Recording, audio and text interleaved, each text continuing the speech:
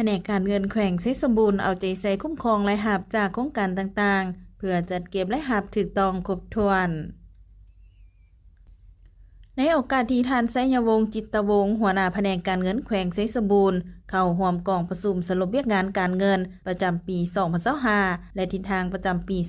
2026ซึ่งได้จัดขึ้นในไทยเดือนมังกรที่ผ่านมาได้ให้สัมภาษณ์เกี่ยวกับเวียกงานที่พ้นเด่นในการจัดเก็บรายรับเข้างบประมาณว่าภายหลังโฮมแผนกแผนการและการลงทุนเข้ากับแผนกการเงินเป็นแผนกการเงินแขวงและการคุ้มครองรายรับจากโครงการต่างๆเป็นต้นรายรับจากโครงการบ่อแฮไฟฟ้ากลไกการคุ้มครองต่างๆเพื่อการจัดเก็บรายรับเข้างบประมาณแห่งรัฐถูกต้องครบถ้วนและทันตามกำหนดเวลา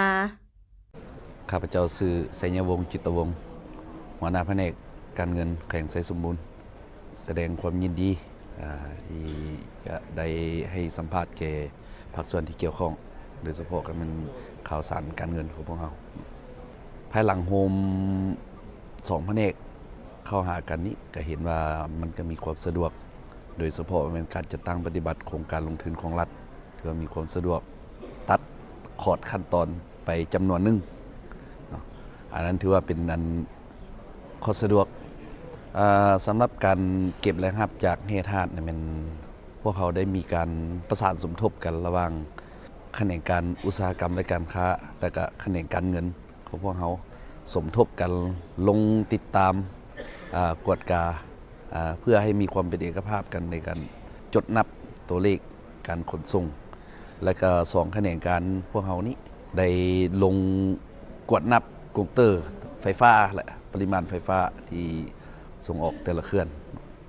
2025นี้พวกเขาก็ปฏิบัติได้ประมาณ